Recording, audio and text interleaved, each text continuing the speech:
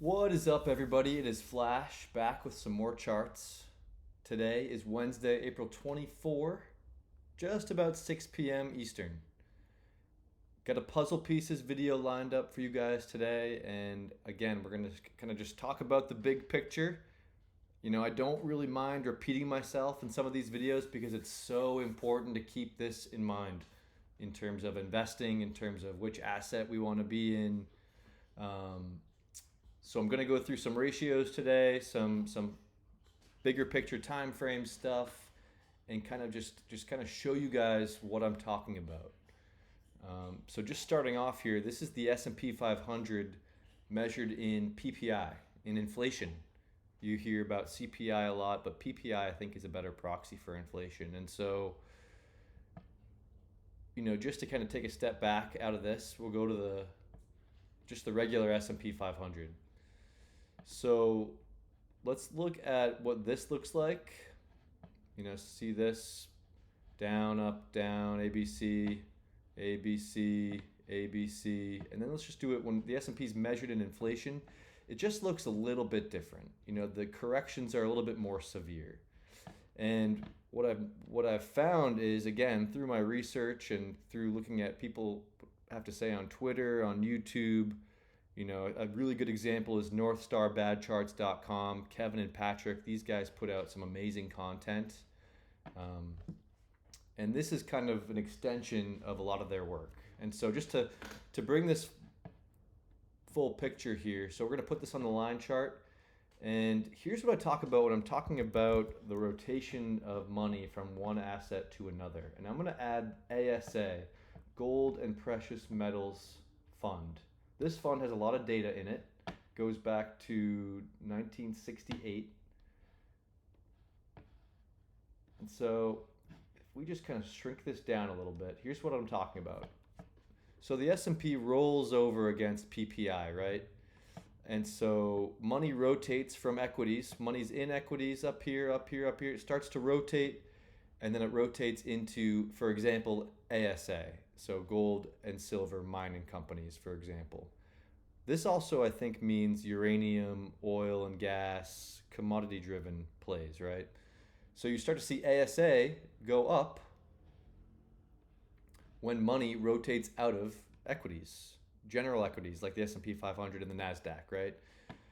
And so then, right here, in July of 1982, the S&P 500 breaks out against PPI, breaks out against inflation. And so money, again, rotates back into equities and it rides up a huge bull market in the equities.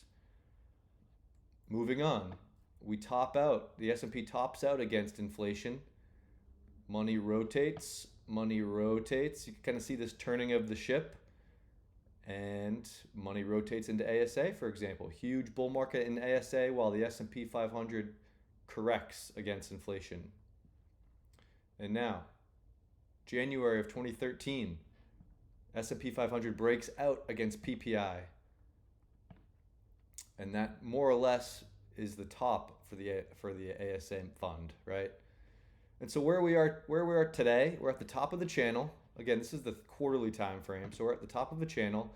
We've broken down, and it looks like we're doing some sort of retest, making a quick higher high, maybe to fake people out. I'm not sure, but it looks, I would guess that this is going to do a similar.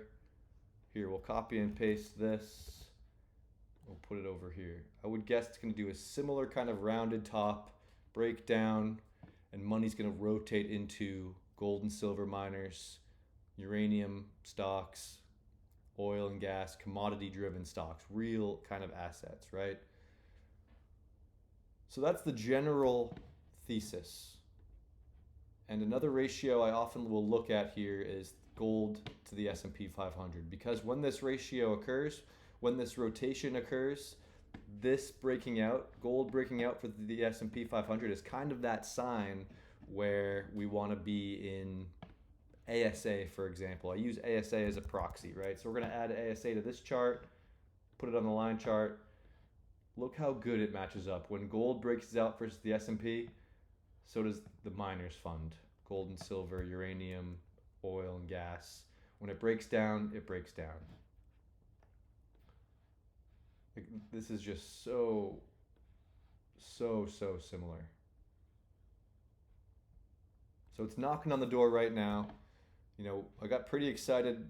Maybe I think it was last week when gold was really breaking out for the S&P, but that kind of just gives me this line is valuable. It has value. I think it means something. We want to break out, keep consolidating, building the energy, and then we want to continue.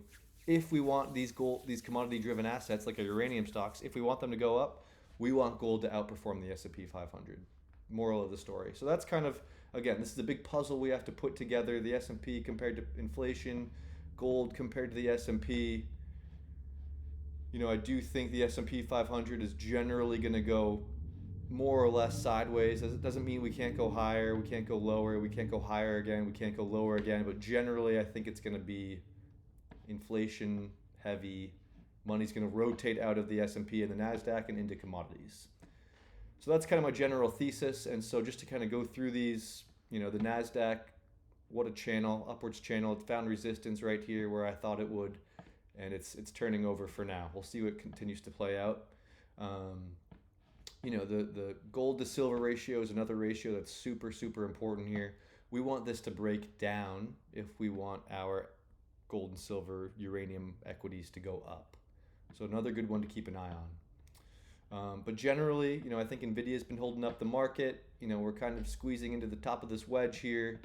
We're on the monthly time frame, so we just got to let this play out, guys. It's not going to happen overnight. This is a huge rotation of capital, and we just really got to be patient. And so me making these videos on a daily or a weekly basis, it's a good reminder for me, right? To be patient, to have the big picture in mind, and to not get caught up in the day-to-day price action. Another one I like to look at is Bitcoin, but I have a different Bitcoin chart that I've been, I have this bull on. And so this is going to probably shake people the wrong way, and that's okay. But so far, this bull, this dome, if you will, is acting as resistance. So we'll see if it holds or not. But it is what it is.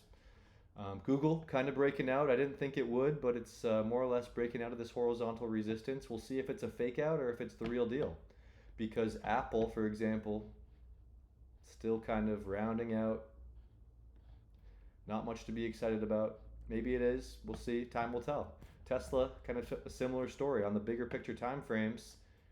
I know Tesla was kind of popping today, but doesn't look great on the monthly. It needs more time to consolidate. So gold is super important for us to continue looking at. I don't love this wick, but the month is not over yet. And it's a huge breakout for gold, but this wick isn't all that pretty, but that's okay. Can kind of continue to let it play out. Same with silver, huge breakout it seems. There is some selling pressure in silver as of late, but we're right up against resistance. There's kind of a pocket here of resistance, so we could expect to consolidate for maybe a few months now.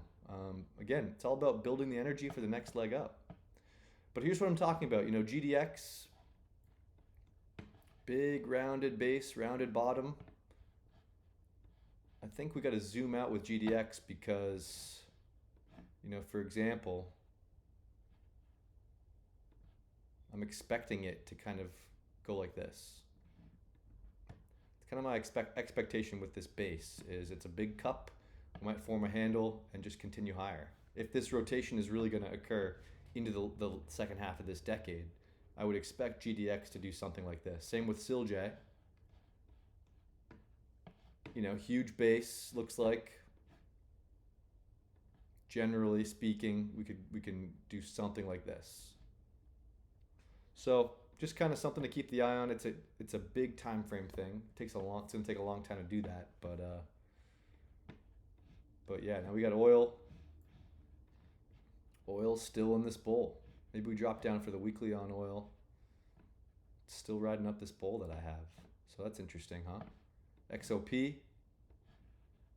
As Andy from Finding Value Finance says, XOP, yeah, you know me. Looks pretty explosive. Looks pretty explosive. We're just taking a pause. This is a end of the decade thing it's going to take to play out. So, man, as impatient as I can be, this is just a good reminder to keep the faith. The charts are doing what they're supposed to be doing so far. There's no damage. OIH looks good. URA, I mean, URA has really gone sideways since, you could argue, September. You could even argue October of 2021. I mean, it hasn't gone sideways, but just taking its time. The moving average is right along this blue bowl. That's why I have it there. And we just want this moving average to just guide price right up this bowl over the course of 2024, 2025, 26, and beyond. Hopefully, that's the idea, right? Some other ratios I really like to look at are Dow to gold. Looks like it's a breakdown here. We're nearing a breakdown. It's actually right on this support line. So we can draw that in.